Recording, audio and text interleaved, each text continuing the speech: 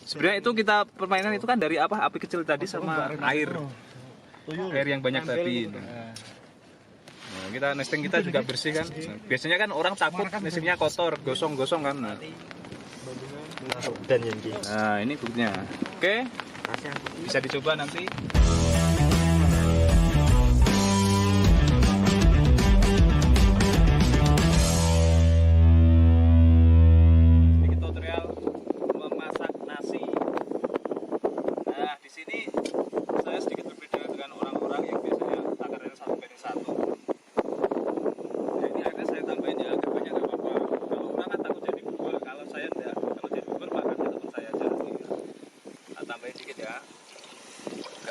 Nggak apa-apa. Itu berarti takarannya komposisinya berapa itu, Mas? Pokoknya banyak ini. Berarti nggak itu ya, nggak ada ukurannya ya? Ya, nggak usah. Yang penting banyak gitu ya? Ya, oke. Kita masak aja. Kita besaran api. Tutup rapat, biarkan sampai mendidih. Oke, untuk pertama kalinya ini kita menggunakan api yang besar. Kenapa? Supaya air cepat mendidih. Setelah mendidih nanti kita biarkan sejenak baru apinya dikecilin. Nah, ini seperti ini biar cepat mendidih. Nah, kalau orang kan biasanya ada yang pakai jaring lah, pakai plastik lah, apalah itu. Ribet kalau buat saya, kelamaan nanti. Kalau pengen nasinya pulen bisa ditambah keju sebenarnya, tapi nanti. Nah, oke kawan-kawan, ya ini kan apa? Air sudah mendidih, ini sudah mendidih maksimal kan. Kalau udah gini baru kita kecilin apinya, paling kecil ya. Nah ini karena apa? Kompor ini udah gasnya mau habis, nggak pindah di sini aja. Oke, ini setelah kita ganti kompor ya, ini kan api sudah kita kecilin seperti ini. Nah kalau udah kecil seperti ini kita tutup rapat, nggak usah dibuka-buka, dibiarin aja sampai airnya habis. Mungkin sekitar berapa ya, 15 menitan. Oke, setelah 15 menit ini coba kita lihat. Nah, ini Mas bisa di zoom sini. Nah, setelah itu kan kita nggak usah diapa-apain ya tadi ya. Kita biarin aja tuh. Nah, nasi kalau udah tanak kita nih seperti ini, ada lubang-lubang kayak lubang semut kecil-kecil ini. Nah, kalau ini tadinya sudah tanak, nggak usah diapa-apain.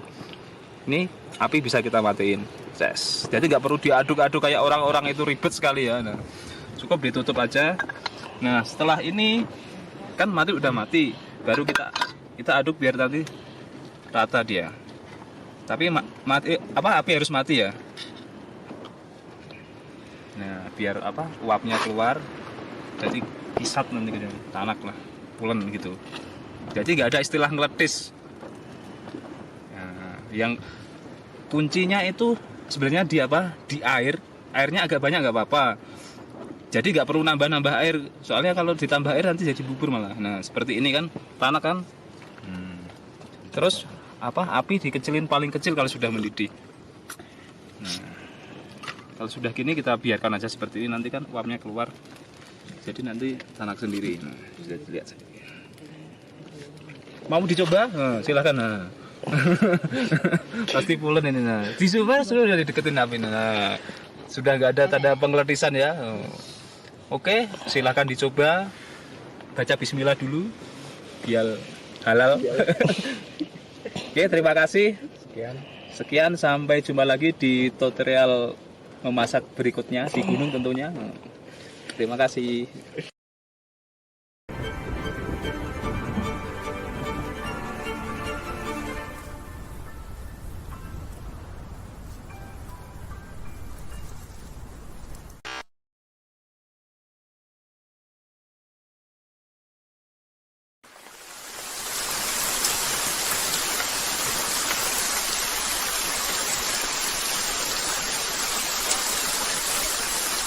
Kita sekarang lagi kena badai ya, persiapannya ya sudah maksimal sih ini sih. Hanya beberapa menit tadi barometernya jam saya sudah menunjukkan badai, ya udah kita bikin shelter di sini aja. Saya nggak di-endorse sama ini sih, tapi ya emang jos.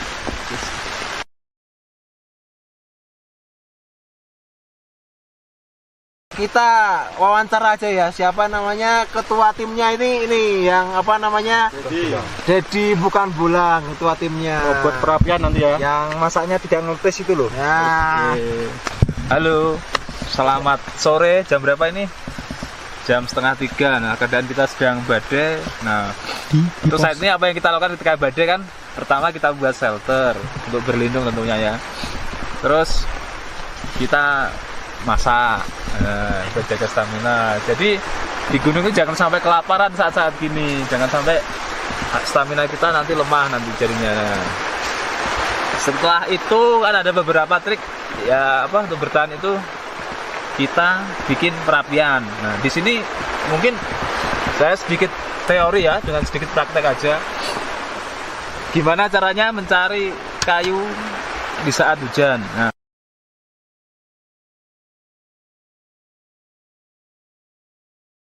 itu coba bisa di kayu itu mas. Yang mati-mati itu ya? Nggak bisa di Yang mati-mati itu ya? Ya. Oke, kalau kita keadaan hujan basah seperti ini, gimana caranya kita mencari kayu kering ya? Itu sebenarnya kayu kering, cuma kena air hujan kan, jadinya basah. Nah, untuk mendapatkan kayu kering itu bisa kita lakukan, kita ambil kayu yang masih tegak berdiri, keadaannya kering ya, tegak berdiri, biarpun itu basah. Nanti bisa pecah, kita ambil tengahnya aja. Biasanya tengahnya pasti kering. Nah, ini contohnya yang sudah kita ambil. Tapi tidak jangan. Nah, seperti ini. Seperti ini. Ini permukaannya pasti basah, ya kan? Nah, ini basah, biar agak kering. Nah. Terus tugas kita adalah mengambil yang tengah. Gimana caranya? Ngambil yang tengah ini. Nah. Potong. Ya. Biasanya kan kalau orang buskap dipotong terus pakai kapak ya. Itu kan. Nah, di sini saya ada alat biasanya yang biasa saya buat naik Pisau gaji tadi ya. Nah, seperti ini. Simple sebenarnya, sederhana. Saya hanya bayar pisau sama gergaji. Kecil tapi manfaat sebenarnya. Cuma beberapa basecamp dilarang membawa alat ini, saya nggak tahu maksudnya apa. Mungkin kan biar nggak terjaga amannya lingkungannya. Sebenarnya sih aman-aman saja, kita bijak. Kita potong aja. Wah, enggak ini. Ini kecil tapi ya cukup tajam sih. Cuma ini sudah beberapa tahun jadi agak tumpul.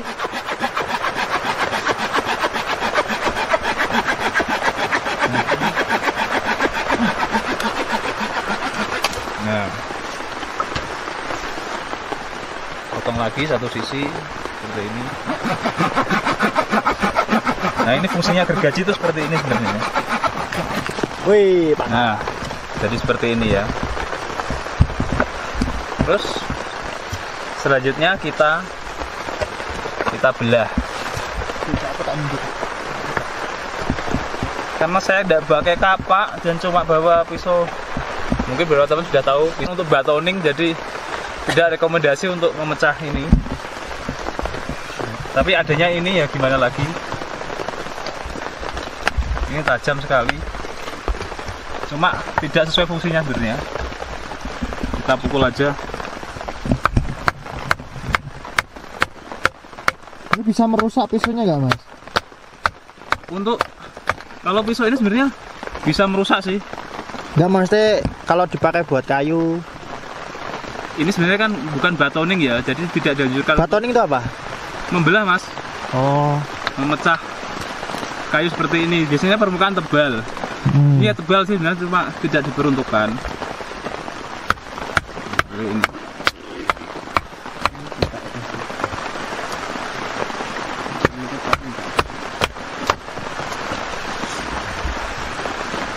Kita ambil tengahnya aja.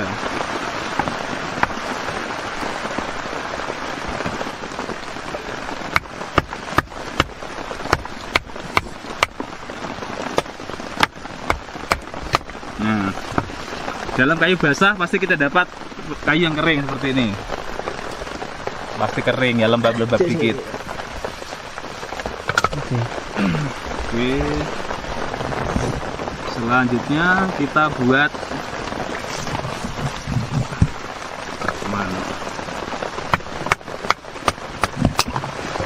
kita buat tinder. Tinder itu apa ya? Media sebenarnya untuk membuat api biar lebih mudah. Bisa. Sebenarnya fungsi pisau ini seperti ini. Diserut gitu ya Mas ya? Ya. Oh, kita buat serutan-serutan itu.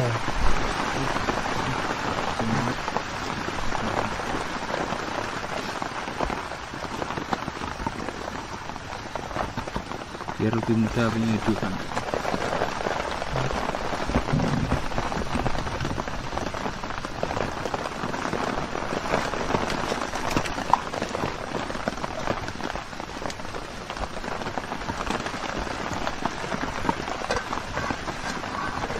Kita bikin agak banyak apa-apa.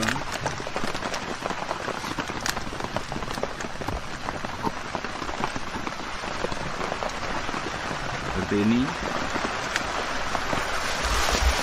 Ya. Terus kita apa? Bikin lagi yang agak kecil-kecil biar lebih mudah terbakar nantinya. Anggap aja ini ranting. Buat yang serutan halus.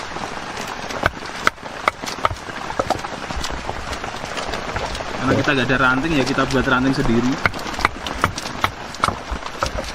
Terus, nah ini biasa alat yang saya bawa kemana-mana. Apa aja Mas?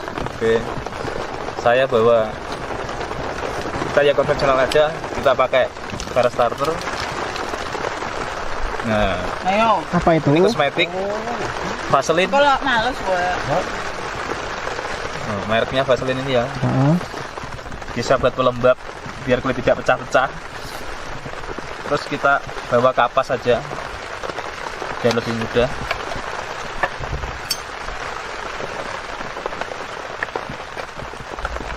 Seperti ini kapas ya. Kita oles Vaseline. Kapas. Kita aja nggak apa-apa. Fungsinya apa? Ini biar api agak lama. Kalau cuma kapas kan langsung habis. Tapi kalau sama ini nanti agak lama.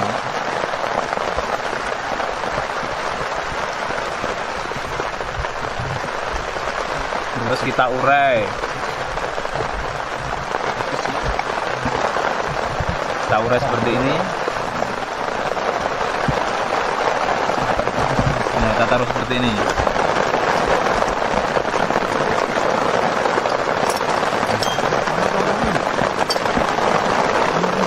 Oke, kita buat tidurnya sampai hujan-hujan ya.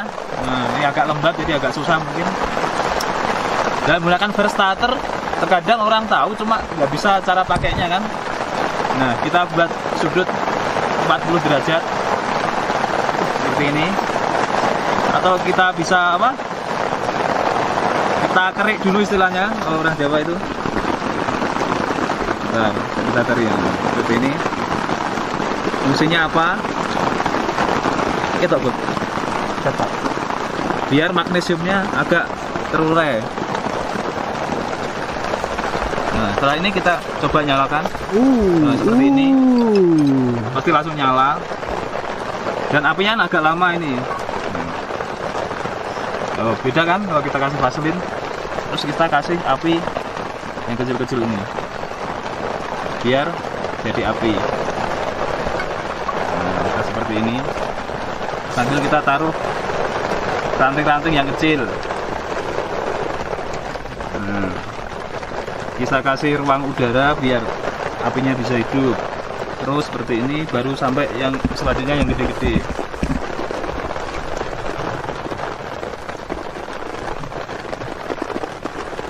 Buat api itu mudah kalau tahu caranya, kalau nggak tahu ya nggak hidup-hidup. Seperti ini.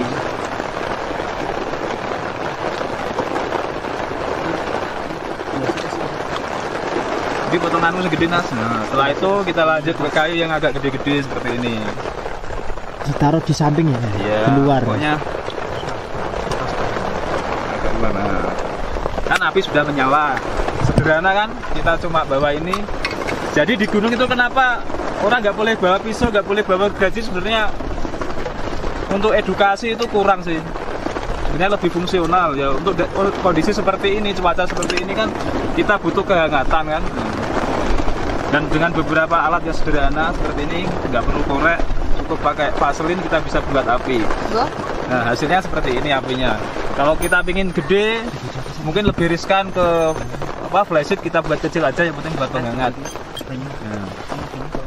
Ya terima kasih. Nanti selanjutnya saya buat review dengan alat yang lain yang lebih tradisional. Ini kan semi modern ya, pakai perstater, tapi hasilnya lumayan. Oke, terima kasih.